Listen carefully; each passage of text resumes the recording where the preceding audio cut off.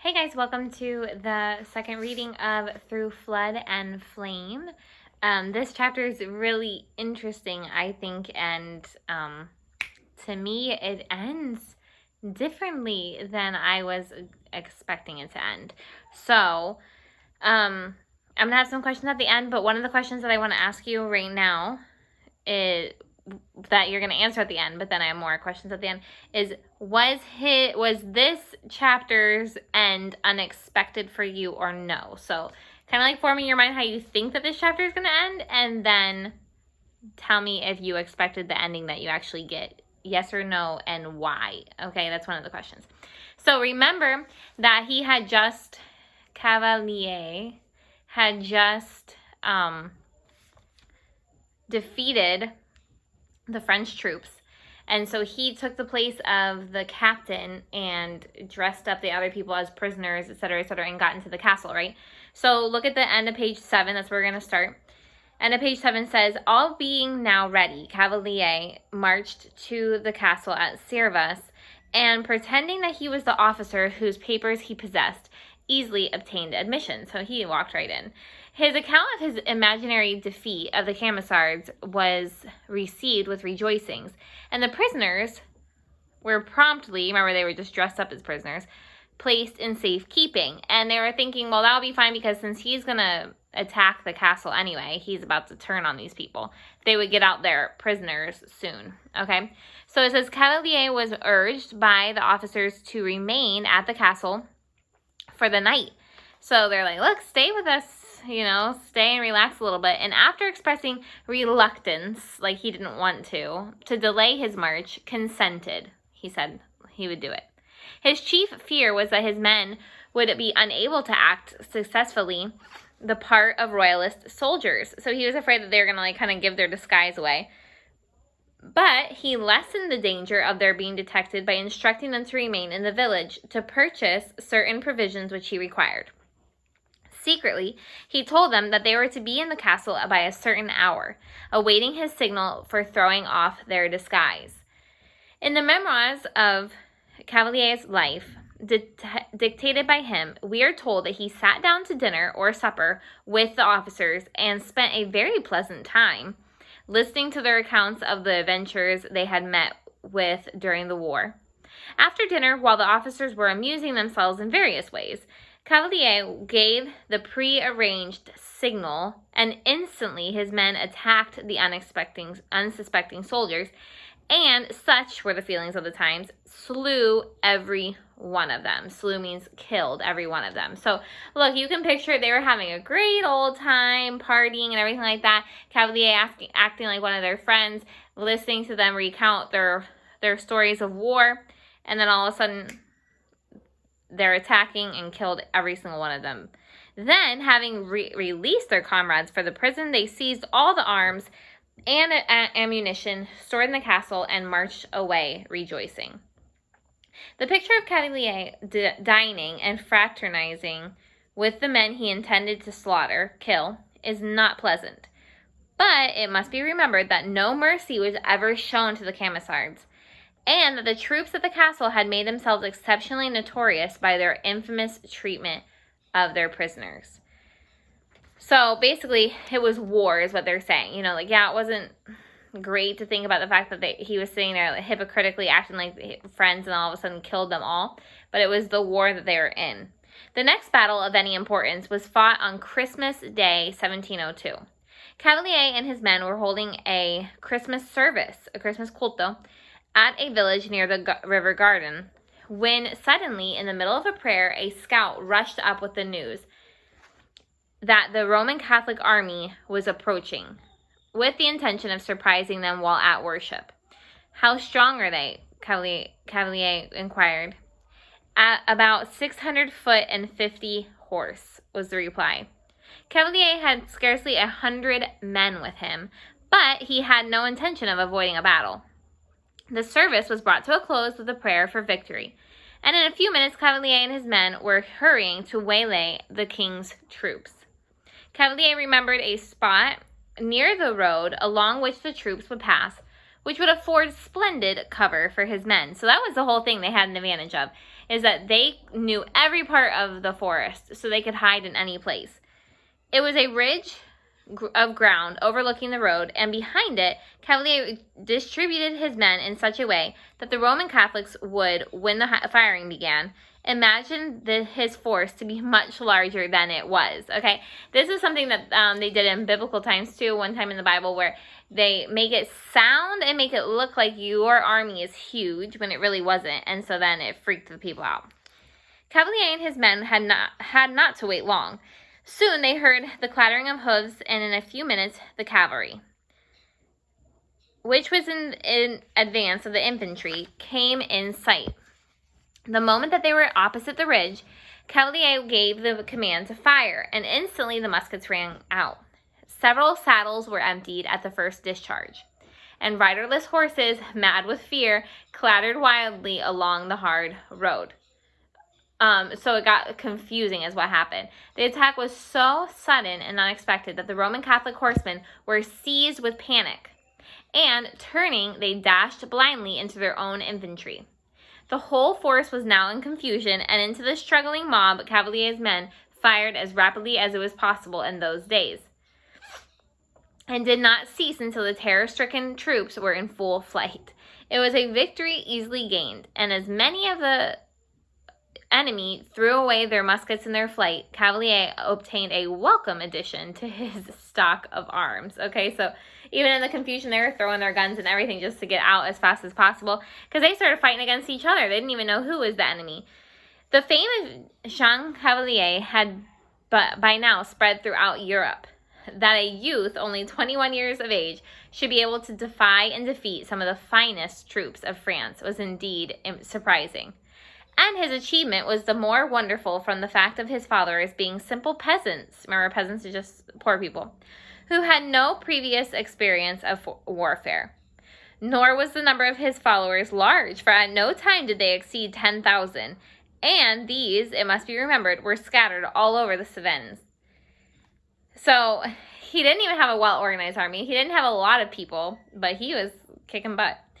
The King of France was furious at the failure of his troops and dispatched strong reinforcements to crush the gallant young Protestant. More battles were fought, and most of them were won by the Camisards. When defeated, they scattered and fled up the precipitous goat paths to their secret caverns, where they hid until an opportunity occurred for reassembling. So they did lose a few battles, but they would just wait it out and then come back together. Early in 1703, Cavalier found that the body of peasants whom he was then commanding in person had run short of gunpowder. The nearest, this is a cool story, the nearest detachment of his men was many miles away, and between them was a strong force of the enemy. Okay, so they didn't have any more of the powder to put into the guns. It was his job to go find some. Moreover, that detachment might not have powder to spare. So even if he did get to another part, maybe they didn't have any to give him. So to obtain a fresh supply, Cavalier embarked on a perilous adventure. The town of Nimes was occupied by the Roman Catholic troops, but he decided to enter and purchase all he required. Disguising himself as a merchant, he mounted a mule and rode into the city without anyone suspecting him. In fact, so well did he act his part that he did not experience the slightest difficulty in buying all the gunpowder his mule could carry. He then proceeded in a leisurely, that means like relajadamente fashion, towards the city gates. But before he reached them, the cry, "The Camisards are coming," was raised, and the gates were closed. Okay, so here he is. He's stuck with all this gunpowder, acting like he is not the leader of the Camisards, the enemy inside this town. And the portone is closed, okay, because supposedly the Camisards are coming to attack. The drums beat to arms, and the citizens were summoned to assist the soldiers in their defense. Cavalier knew that it was a false alarm and was far from pleased as it's being raised, as being shut up in the enemy's city with a stock of gunpowder in his possession was a thing he had not anticipated. However, he escaped detection and was ready early in the morning to depart, but the gates were not yet open. Later in the morning, a soldier galloped up to the gates, asking for reinforcements to be sent immediately. Okay, so now they needed to open the gates because more people needed to come fight against the Camisards, to a regiment which was about to engage the Camisards. A strong detachment was at once paraded, and as it marched from the city, Cavalier coolly rode out with it. Okay, so here he is. He just gets in the fila of the people going to the war, and nobody knew that it was him. Chatting with the men in a very friendly manner, but fearful that some inquisitive fellow might discover the contents of his packages. After riding some distance, he bade adieu. That just means like, bye, see you later, buenos dias, adios, okay, to the soldiers, and marched off in a different direction, receiving many parting warnings to take care that he did not get captured by the Camisards. Okay, so you have to think about it. Here he is, he's just like riding out on his mule out of the city with these people that are going to go fight against his people. Okay, they have no idea who he is. And when he leaves, okay, gotta go, hope it goes well in the battle, they all said, like, be careful, don't get captured by the Camisards, they're very, very dangerous people, and it was him. Cavalier got back to his men in safety and was soon harassing the Roman Catholic troops. Victory continued to crown the efforts of the peasants, who had now become splendid soldiers, whilst still retaining their habits of piety and their trust in God. That's what's cool about them, is that they didn't forget why they were doing what they did. Never did they enter battle without first kneeling in prayer, and never was a victory gained without a religious service being held to celebrate it. On one occasion, a large force of Camisards had a narrow escape from being captured. The Roman Catholic troops advancing from different directions had cut off all means of escape. But Cavalier, taking with him a few of his most athletic men, clambered down the side of a precipice, and traversing narrow ledges on which few men would care even to stand for a moment, passed through the enemy's cordon, which is just, it says down here, a line of soldiers or military fortification. Then, making their way to a village which had been recently occupied by the enemy, they set light to it and hurried back to their encampment by the way they had come. The Roman Catholics, discovering the fire and believing that the Camisards had escaped, hurried to it in the hope of overtaking them. And as soon as they were gone, Cavalier and his force escaped in another direction. For more than a month, the Roman Catholic troops pursued the Camisards but with no success. One day, he would receive information that Cavalier and his men were at a certain place. But on hurrying there, they would find no trace of them. Okay, so they would get news that they're there. They would already escape as soon as they gave them news. The rapidity with which the Camisards passed from one place to another appeared marvelous to the pursuing troops. But there was really nothing wonderful in it. The Camisards knew every path in the Cevennes, and they were therefore able to pass quickly from place to place. Angered at the want of success which had attended his attempt to crush the Camisards, Louis XIV recalled the Count de Broglie, who had been conducting the campaign, and appointed Marshal Montrevel. Okay, so when he says recalled, it means, look, he fired him. You can't do the job. I'm going to put in somebody else. Hurried to the Cevennes and soon proved that he intended to show no mercy to the Protestants. On Palm Sunday, okay, which is the Sunday before Semana Santa, when you start to celebrate that Jesus came into Jerusalem, 1703, he received information that the Protestant inhabitants of Nimes were holding a service, a culto again, in a large building near the town. Accompanied by a detachment of soldiers, he started for the place and arrived there as the worshippers, some 300 in number, were kneeling in prayer. This is super sad what he did, because he was like, he had no mercy. He commanded his men to enter and kill every one of the Protestants. Bursting open their doors, the soldiers rushed in and began their awful work.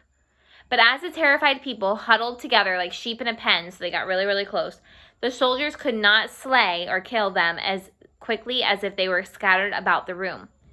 And Montrevel, angered at the slowness of his men, called them out and instructed to set fire to the building. Then, as the place burst into flames, the Protestants who had not been slain came rushing out, but were driven back into the fire at the point of bayonet. That's where it's like a bit long. The bayonet is like a long rod, and then it has a knife at the end of it. Only one person, a young woman, escaped, and she was hanged on the following day. So everybody died there, which means Cavalier was not there. Cavalier was not disheartened by the fact that Marshal Montrevel had a force of 60,000 in the field, and succeeded in inflicting several defeats upon him. Then came a victory for the Roman Catholics. The snow was falling thickly and lay deep on the ground when a battle was fought near the forest of Vannes. The Camisards had marched some miles through the snow, and when the fight began, they found to their dismay that their muskets were damp and could not be fired. Disheartened, they fell back. In spite of Cavalier's appeal to them to stand and meet the enemy with bayonet, the Roman Catholics rushed forward and the Camisards fled. Cavalier, finding himself deserted, escaped into the forest, closely pursued by the 2 grenadiers who had recognized him and hoped to win the reward offered for his capture. So he's deserted, meaning he was left alone. He ran to the forest, but 2 men followed after him. Finding that he was pursued only by 2 men, Cavalier suddenly turned round and killed the foremost soldier, whereupon the other fled. Okay, so he realized it was just 2 people chasing him, so he just turned around and killed the other one to scare the other one. And that was the end of them.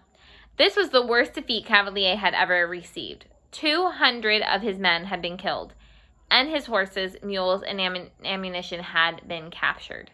Moreover, the enemy was making a determined search for him, and there was nothing for him to do but to seek a hiding place, and remain there until he could reassemble his men. Some joined him in the forest, and together they made their long way along the slippery, frozen paths. Cavalier had lost his shoes, and his feet were torn and bleeding. Yet in this condition he waded a river, and the icy water, which he reached almost to his chin, chilled him to the core. After proceeding some considerable distance, the party separated. Cavalier made his way to a hut occupied by an old Protestant woman who gladly gave him shelter. This woman's cool. Watch what she does. The following morning, so he's all by himself with this lady, okay, in a cabana. The following morning, on opening her door, she was horrified to find one of the king's soldiers standing outside.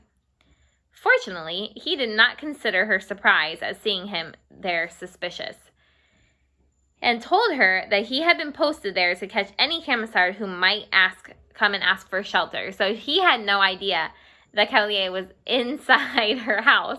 He was outside to make sure that nobody came in now to ask for refuge.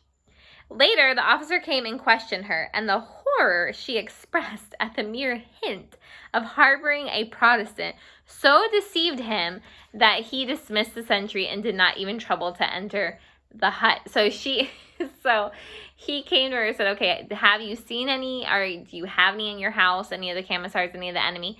And she acted horrified, like, oh, I would never help a Protestant, okay, even though she had Cavalier in her house. And he totally believed her. Cavalier, who had heard the conversation, was deeply grateful to the woman for her ready wit. Wit is like when you're ready to answer quickly with like a sarcastic comment. He stayed at her hut for 2 or 3 days and then trudged off and took shelter with the man who several years before had employed him as a shepherd. From this hiding place, Cavalier sent messages to his fellow leaders, and in a short time, he was once more harassing the enemy. He won several victories and sustained a few defeats. After one of the latter, the Roman Catholics found among the dead Camisards a body which they were confident was Cavalier's. So one time they found one that looked just like him. The head was cut off and by the Montrevel's orders carried to Cavalier's old mother for recognition. And she, horrified, believed that it was her son. Can you believe that? So this guy was dead. They found him dead. They think it's him because of how he looks. They cut off his head and bring it to his mother to say, like, is this your son? And she thought it was. The Roman Catholics were jubilant at the death of their famous enemy, and Montrevel dispatched messengers to Louis XIV telling him of the news. Then, while the Roman Catholics were rejoicing, Cavalier proved that he was still alive by heading an attack and putting him to flight. Other victories followed, and Marshal Montrevel was recalled, so he got sent back, and his successor, Marshal Villars, was not a bloodthirsty man, so he was not a killer like this other guy was. And his ambition was to bring the war to a conclusion without further loss of life. Okay, so he wanted peace. He didn't want to keep fighting these people. He dispatched a message to Cavalier asking him to meet him and see if they could not arrange terms of peace. They met, and peace was arranged. Cavalier stipulating that the people of the Cévennes should be allowed religious freedom. But this promise was not kept. Okay, so yes, they decided to meet. Yes, they decided that they should give peace, but he said that they needed religious freedom. The guy committed to it and then didn't do it. Cavalier was invited to Paris, and when he rode the streets of the Parisians, assembled in huge crowds to see the youth who had defeated their marshals. Louis XIV made him a colonel in the French army and offered to give him a higher rank if he would become a Roman Catholic. Okay, so he got put in the army, but he could have been a huge officer if he became a Roman Catholic. This offer was promptly declined, but Louis did not relinquish the idea of converting him. So Louis XIV kept trying to convert him to be a Roman Catholic. Knowing that his parents were poor, he offered to settle a pension of 1,500 livres, a unit of money formerly used in France equal to approximately 1 pound of silver. So it was a lot of money he was going to get him just to convert into Roman Catholicism, because he knew his family was poor, so maybe it would be his weakness. That he was going to give that to his father if he, Jean Cavalier, would abjure his religion. But Cavalier, who had for so long defended with his sword the Protestant faith, was not to be bribed to renounce it. And Louis at length gave up the attempt. So he would not convert. But look what happens. Cavalier soon quitted France and a few years later entered the British Army, in which he became a major general. He was appointed governor of Jersey and died in London at the age of 59. Okay, so to me, the ending was totally different. I thought he was going to die, to be honest with you. I thought that for sure eventually he was going to die, but I did not know he was going to be victorious. He didn't get what he wanted with the religious freedom, but he did make a point, the fact that the Protestant religion was a true religion and God was there to help them. But I never thought that he would get hired to the army of the French.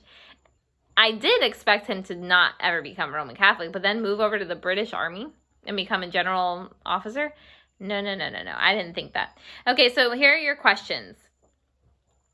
In your opinion, number 1. Explain 3 victories or escapes that Cavalier had and how they happened. Okay, so in just a couple sentences, explain 3 victories or escapes that Cavalier had in that chapter and how they happened, the details of them. Okay, and in your own opinion, which one was the most successful and why? Which victory or escape was the most successful and why? And then give me a 7-sentence summary of the life of Jean Cavalier. Super interesting man of God. Okay, there you go. Enjoy. Don't forget the question before that I asked you as well. Okay, so there should be 4 things that you answer. The question I asked you before, the 3 victories, your opinion of which one was successful, and the summary of 7 sentences. Thank you.